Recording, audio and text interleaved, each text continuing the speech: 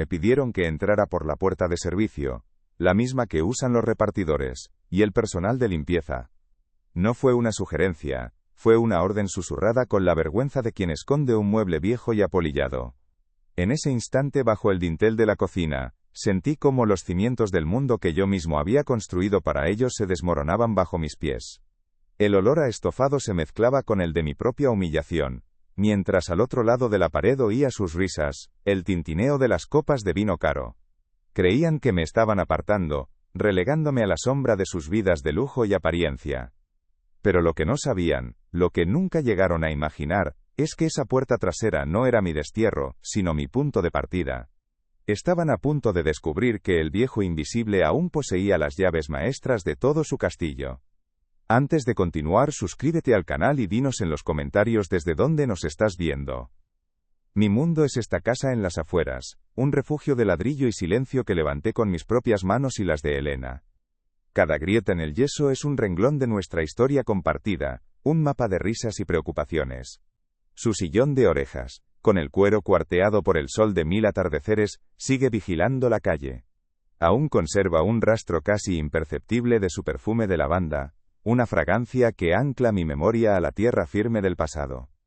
No me siento allí por nostalgia, sino para recordar que este lugar fue un hogar vibrante, no el mausoleo en el que mi hijo y su mujer parecen verme. Ellos viven en un ático de cristal y acero, un mundo pulcro y sin historia, ajenos a que la verdadera fortaleza no reside en la altura, sino en la profundidad de las raíces. A mi hijo Marcos lo veo cada vez menos, y cuando lo hago, no reconozco al niño al que enseñé a atarse los cordones. Ahora es el director general de Construcciones Soler, la empresa que nació de mi sudor, pero su voluntad es de mimbre, flexible y siempre inclinada hacia los deseos de su esposa. A menudo cuando hablamos por teléfono, su voz suena lejana, apresurada, atrapada entre reuniones y compromisos que siempre parecen más urgentes que su padre.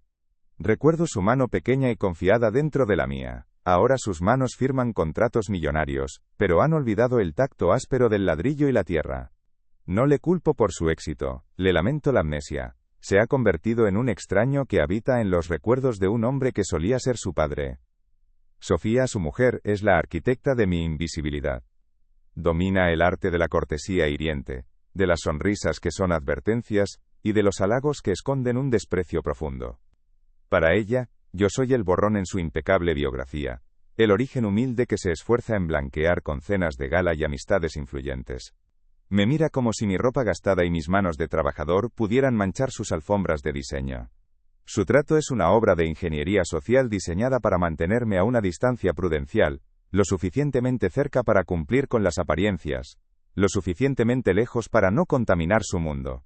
Es una mujer que no construye puentes, sino muros con ventanas para poder observar desde el otro lado, asegurándose de que cada cosa, y cada persona, permanezca en su lugar. La única luz en esa casa de sombras es Clara, mi nieta. Con sus 6 años, es la única que me mira a los ojos sin ver a una reliquia.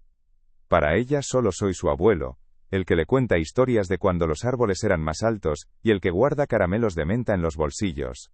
En sus ojos claros reconozco el brillo de Elena, una chispa de cariño genuino que me reconcilia con el presente.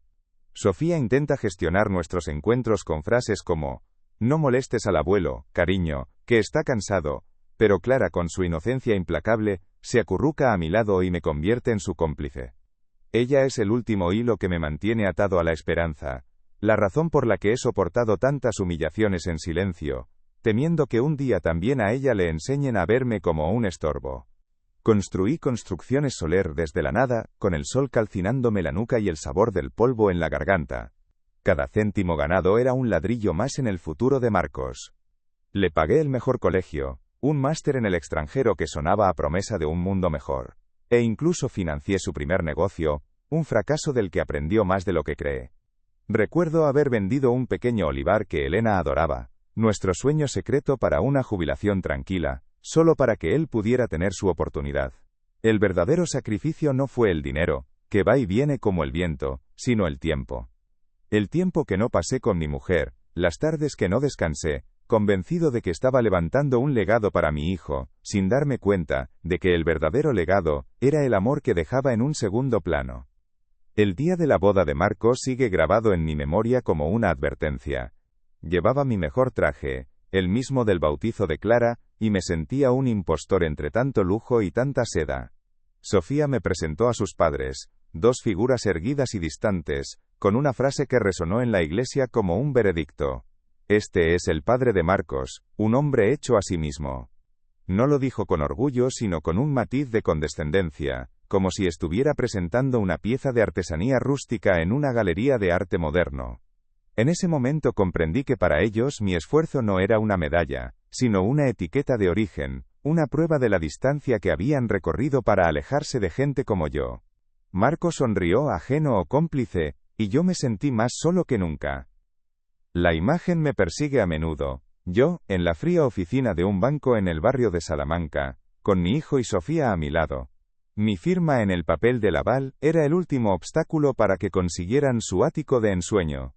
Mientras mi bolígrafo trazaba el futuro de su seguridad económica, ellos discutían en voz baja sobre el color de las paredes, y si el suelo de mármol era demasiado ostentoso. Yo les estaba entregando los cimientos, la estructura invisible y sólida que sostendría su vida, y ellos solo pensaban en la fachada, en la decoración superficial de su felicidad. El director del banco me miró con una mezcla de respeto y lástima, un reconocimiento silencioso a mi papel de patriarca sacrificado. Salí de allí sintiendo el peso de un edificio entero sobre mis hombros. Todo culminó aquel domingo. La llamada de Marcos fue extraña, casi ensayada. Papá, Sofía y yo queremos que vengas a comer. Vienen unos amigos suyos. Son importantes para su trabajo. Una parte de mí, la más ingenua, se ilusionó. Pensé que tal vez querían incluirme, que por fin había un sitio para mí en su nueva vida. Elegí mi chaqueta de pana, la que a Elena le gustaba, y compré una botella de vino de una cosecha especial, un pequeño lujo para no llegar con las manos vacías. Durante todo el trayecto en autobús, imaginé conversaciones, risas, una tarde en familia. Al llegar a su portal, con el regalo en la mano y una sonrisa nerviosa, me sentí como un embajador de un mundo olvidado, sin sospechar que estaba a punto de ser recibido como un refugiado. Sofía abrió la puerta solo unos centímetros, usando su cuerpo como una barrera sutil pero firme. Su sonrisa era una línea recta, un músculo tenso en su cara perfectamente maquillada. Julián, susurró, y su voz fue un siseo de urgencia y embarazo.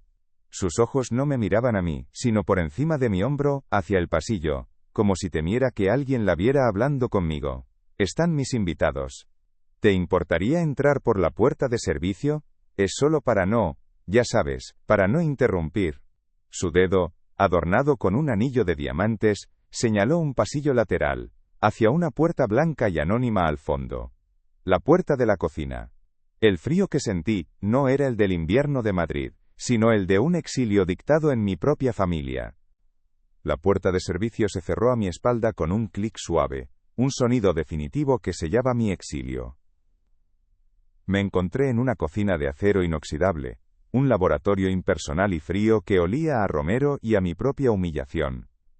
A través de la pared llegaban las ondas de una alegría que no era para mí, risas cristalinas, fragmentos de conversaciones sobre viajes exóticos, el brindis de las copas.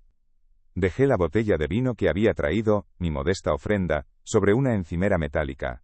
Se veía fuera de lugar, un objeto rústico en un templo de modernidad. Me apoyé contra la pared, sintiendo cómo mi cuerpo se encogía, como si intentara desaparecer por completo. Me habían convertido en un fantasma en la periferia de su celebración, un espectador invisible de la vida que yo mismo había financiado con mi sudor.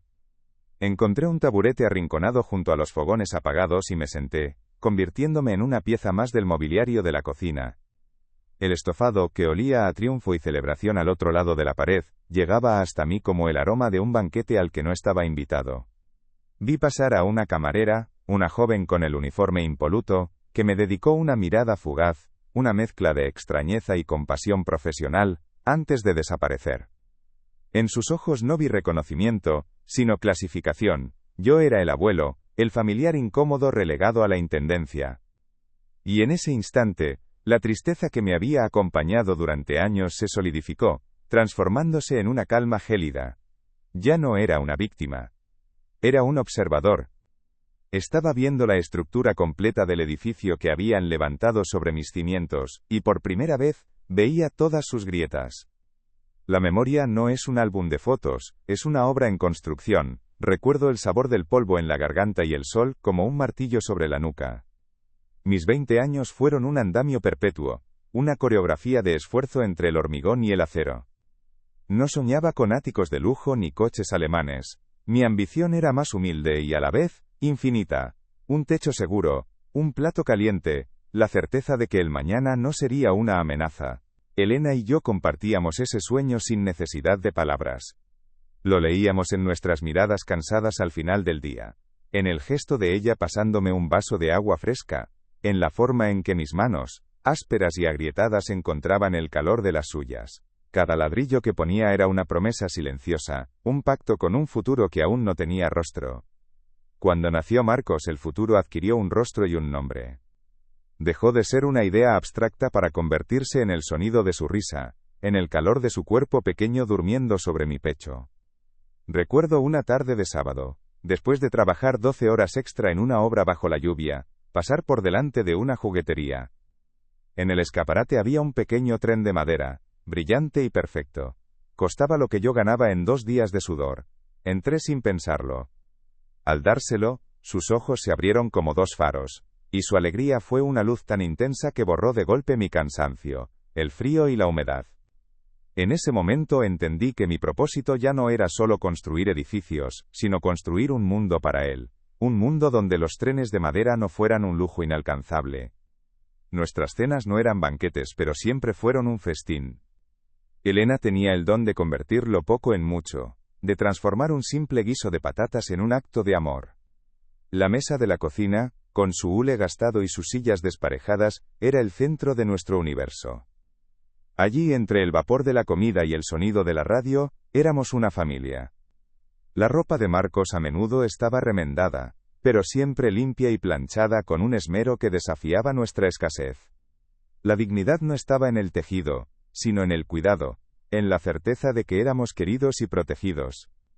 Sofía nunca entenderá que la verdadera riqueza no se exhibe en las vitrinas, se siente en el calor de un hogar, donde nadie es invisible ni se le pide que entre por la puerta de atrás. La empresa creció, y con ella mi ausencia. Las noches ya no eran para descansar junto a Elena, sino para inclinarme sobre libros de contabilidad y planos en la mesa de la cocina, bajo la luz solitaria de una bombilla. Cambié el tacto del ladrillo por el del papel, la fuerza física por la tensión mental. Cada nuevo contrato era un paso más hacia la seguridad de Marcos, pero también un paso más lejos de mi propia vida. Elena nunca se quejó. Me traía un café a medianoche, me ponía una manta sobre los hombros cuando me quedaba dormido sobre los números, y su silencio era la forma más elocuente de apoyo. Le estaba robando horas a mi matrimonio para construir un reino para mi hijo, convencido de que era el único sacrificio que importaba. El mayor sacrificio tuvo un nombre y un aroma: el olivar de Elena. Era su pedazo de paraíso en la tierra, una pequeña parcela, con una docena de olivos centenarios que habíamos heredado de su padre. Soñábamos con construir allí una casita para nuestra vejez, sentarnos a la sombra de sus hojas plateadas, y ver pasar la vida sin prisas. Pero el máster de Marcos en el extranjero costaba una fortuna. Una noche, con el corazón en un puño, le propuse venderlo. Ella me miró largo rato, y en sus ojos vi el reflejo de nuestro sueño desvaneciéndose. Luego, me tomó la mano y dijo: «Los sueños pueden cambiar, Julián. Lo importante es que él cumpla los suyos». Vendimos el olivar, y con él, un trozo de nuestra alma. Marcos nunca supo el precio real de su educación. Cuando Marcos regresó del extranjero, era un hombre distinto. Vestía trajes que costaban más que mi primer coche, y usaba palabras que yo no entendía del todo. Hablaba de sinergias, de mercados emergentes, y de optimización de recursos, no de cimientos, de plazos de entrega ni de la lealtad de los trabajadores. El orgullo que sentía al verlo tan preparado, se mezclaba con una extraña sensación de distancia, como si un océano invisible se hubiera abierto entre nosotros. Lo senté en el despacho que yo había levantado con mis manos, y le cedí el timón de la empresa. Me sentí como un viejo capitán entregando su barco, confiando en que el nuevo almirante supiera navegar las tormentas que yo conocía tan bien, aunque él solo hubiera estudiado los mapas. Incluso financié su primer fracaso, Me presentó un proyecto propio, una idea de negocio que sonaba brillante en el papel pero que carecía de cimientos sólidos. Su entusiasmo era contagioso, y su confianza, desbordante. Le di el dinero que pedía sin hacer demasiadas preguntas, una suma que representaba años de mis propios ahorros. Cuando el negocio se hundió 6 meses después, vino a verme avergonzado. Yo le puse una mano en el hombro y le dije, el fracaso enseña más que el éxito, hijo. Ahora ya sabes algo que no te enseñaron en ninguna universidad. No le entregaba solo un fajo de billetes para cubrir las pérdidas, sino un trozo de mi vida, un pedazo de cada ladrillo que había apilado, esperando que entendiera que el valor real no estaba en el dinero, sino en la lección. El murmullo de la fiesta se interrumpió bruscamente cuando la puerta de la cocina se abrió con un vaivén. Sofía entró la primera, seguida de cerca por Marcos. No me vieron, acurrucado como estaba en la penumbra del rincón más alejado. La voz de Sofía era un siseo bajo y furioso. ¿De verdad era necesario invitarle hoy, Marcos? Por el amor de Dios, con esa chaqueta ridícula. Mis socios van a pensar que venimos de una aldea. La respuesta de mi hijo fue un susurro débil, casi una disculpa. Es mi padre, Sofía. Y entonces la estocada final, la que me atravesó el alma. Tu padre es un problema, Marcos, un problema que tenemos que solucionar. O le convences de una vez para que firme los papeles de la residencia, o me encargo yo de que un juez declare su incapacidad. Su dinero no puede seguir estancado. Necesitamos esa liquidez para la nueva inversión. Es por el bien de todos. El silencio de Marcos fue su firma. No esperé a que volvieran. Me levanté del taburete con un sigilo que no sabía que poseía, como un ladrón que huye de su propia casa. Salí por la misma puerta de servicio por la que había entrado, cerrándola a mi espalda sin hacer el más mínimo ruido. El aire frío de la noche me golpeó la cara, pero por dentro sentía una extraña calidez, una lucidez helada que me recorría las venas. Ya no había tristeza, ni humillación. Solo una certeza absoluta y afilada. En casa, pasé de largo el sillón de Elena, su santuario de paz. Fui directamente a mi antiguo despacho, una habitación sellada por el polvo y el tiempo. Aparté una fila de libros de derecho mercantil y accioné el mecanismo oculto. La caja fuerte se abrió con un quejido metálico. Dentro, sobre un lecho de terciopelo granate, reposaban los estatutos originales de la empresa.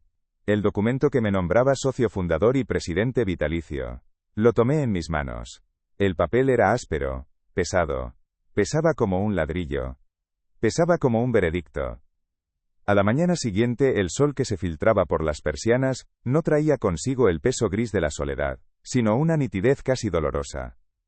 El mundo parecía enfocado de nuevo. Ya no era un anciano esperando el final de sus días, sino un ingeniero revisando los planos de una demolición controlada. Descolgué el teléfono y marqué el número de Ramiro, mi abogado, un hombre de mi misma quinta, con la memoria y la lealtad forjadas antes de que los contratos se firmaran con clics. No le conté la historia de la puerta de servicio, no era necesario. Le dije, con una voz que no reconocí como mía, tan firme y serena. Ramiro, necesito que nos veamos. Tengo los estatutos originales de la empresa. Es hora de poner orden en los cimientos. Hubo un silencio al otro lado, y luego su voz, grave y comprensiva. Te esperaba, Julián. Siempre supe que el roble aguantaría más que el viento. La oficina de Ramiro olía a papel viejo y a justicia lenta, un santuario a salvo de la prisa y la ostentación. Extendí los documentos sobre su mesa de roble macizo, y el papel amarillento pareció absorber la luz mortecina de la lámpara. Mis dedos, acostumbrados al tacto del ladrillo, recorrieron la cláusula que me nombraba presidente vitalicio con poder de veto. Ramiro se ajustó las gafas y leyó en silencio, asintiendo lentamente. No hizo preguntas sobre mi familia, no necesitaba detalles morbosos. Él entendía el lenguaje de los hechos y los derechos. Esto es hierro forjado, Julián, dijo finalmente, golpeando suavemente el papel con el índice. Nadie puede doblarlo. Dime qué quieres construir ahora. No respondí con palabras. Simplemente le pasé una nota con los datos de mi cuenta bancaria, y los de la cuenta conjunta de Marcos y Sofía. Quiero cortar el suministro de agua, dije. De vuelta en casa, la quietud ya no era opresiva, sino estratégica. El sillón de Elena, mi refugio y mi ancla al pasado, me miraba desde su rincón. Durante años había sido el trono de mi melancolía, el lugar desde donde observaba la vida pasar. Con un esfuerzo que me dolió más en el alma que en la espalda, Lo arrastré hasta mi viejo despacho. Lo coloqué junto a mi escritorio, frente a la ventana que da al jardín trasero, el que ella cuidaba con tanto esmero. Ya no era un puesto de vigía hacia la calle, hacia el mundo que me había dado la espalda. Ahora era mi puesto de mando. Sentí que Elena no era un recuerdo que me ataba a la pena, sino una socia silenciosa en esta última empresa. Su presencia ya no era una ausencia, sino una fuerza a mi lado. Al día siguiente, entré en mi sucursal bancaria de toda la vida, la del barrio, donde el director aún me llamaba por mi nombre de pila y me preguntaba por la salud. No había mármol ni recepcionistas con sonrisas ensayadas. Le entregué la orden que Ramiro había redactado. La cancelación inmediata y sin previo aviso de todas las transferencias automáticas a la cuenta de mi hijo. El director leyó el papel, levantó la vista hacia mí, y en sus ojos no vi sorpresa, sino un respeto profundo y callado. Firmé en el lugar indicado. El trazo de mi bolígrafo fue firme, un corte limpio y preciso. No sentía ira, ni siquiera rencor. Sentía el alivio de quien cierra una compuerta que llevaba demasiado tiempo abierta, desangrando un embalse que había costado una vida entera llenar. La primera pieza del dominó había caído en silencio. Con los estatutos en una mano y mi nueva libertad financiera en la otra, inicié el último movimiento. Llamé a un viejo amigo, un tasador inmobiliario con más contactos en la ciudad que el propio ayuntamiento. Le hablé con acento agudo con un tono casual, el de un inversor que busca diversificar. Le pregunté por una pequeña pero prometedora agencia de marketing y comunicación, una que, según mis fuentes, buscaba un socio capitalista para expandirse. Le pedí un informe completo, su estructura, sus deudas, sus proyecciones, y sobre todo, el nombre de sus directivos y de los candidatos a futuros puestos clave. Mi amigo prometió discreción y eficacia. Al colgar, escribí el nombre de la agencia en un papel, Creativos Prisma, el nombre con el que Sofía soñaba. Lo miré durante un largo rato. Ya no era un nombre, era el tablero de ajedrez. El viernes llegó con la puntualidad de un verdugo. La sala de juntas de Creativos Prisma era un acuario de cristal y acero con vistas a la Castellana, el tipo de lugar que Sofía adoraría. Me senté a la cabecera de la larga mesa de caoba pulida, con mi viejo traje de las grandes ocasiones, que ahora me sentía como una armadura. A mi lado, los ejecutivos de la agencia, recién informados de la adquisición, me observaban con una mezcla de curiosidad y respeto temeroso. No había dicho una palabra. Mi presencia era suficiente. El aire olía a café recién hecho y a poder. Entonces oí el sonido de sus tacones, un repiqueteo seguro y ambicioso sobre el parqué. La puerta se abrió y entró ella, radiante, con un traje de chaqueta color marfil y una sonrisa ensayada para la victoria. Llevaba una carpeta de cuero bajo el brazo. Era la viva imagen del éxito, una depredadora a punto de reclamar su presa, sin saber que caminaba directamente hacia la jaula. Sus ojos recorrieron la sala, evaluando a los ejecutivos uno por uno con una confianza depredadora, hasta que finalmente se posaron en mí. La sonrisa no se desvaneció de golpe, se cuarteó, como el yeso de una pared vieja tras un terremoto. Se quedó congelada, una grieta imperceptible que solo yo podía ver. El color marfil de su traje de repente parecía competir con la palidez que invadía su rostro. Sus dedos que sostenían la carpeta con tanta firmeza, perdieron fuerza, y el cuero se deslizó unos milímetros, un pequeño derrumbe en su fachada de perfección. No dije nada. No era necesario. Simplemente la miré con la misma calma con la que había aceptado su humillación en la cocina. En mis ojos no había rencor, solo el eco de una puerta de servicio cerrándose. En ese silencio atronador, ella comprendió que el viejo invisible al que había desterrado a las sombras acababa de cerrar con llave la puerta principal de su futuro. De vuelta en mi despacho, la luz del atardecer teñía de oro el polvo que flotaba en el aire, diminutas partículas de un tiempo que ya no dolía. El sillón de Elena ahora a mi lado, ya no era un trono de melancolía, sino un puerto tranquilo. Los documentos que habían sido mi arsenal, los estatutos, las órdenes bancarias, el testamento, yacían apilados y mudos sobre la mesa de roble. Mi guerra silenciosa había terminado. A través de la ventana abierta no entraba el frío, sino el eco de unas risas infantiles, El sonido despreocupado de los hijos de los vecinos jugando en un jardín cercano. No sentí la amargura de la revancha ni la soledad de la victoria. Apoyé la cabeza en el cuero gastado, un cuero que guardaba la memoria del amor, no de la ausencia, y cerré los ojos. El aire olía a tierra mojada y por fin, a silencio.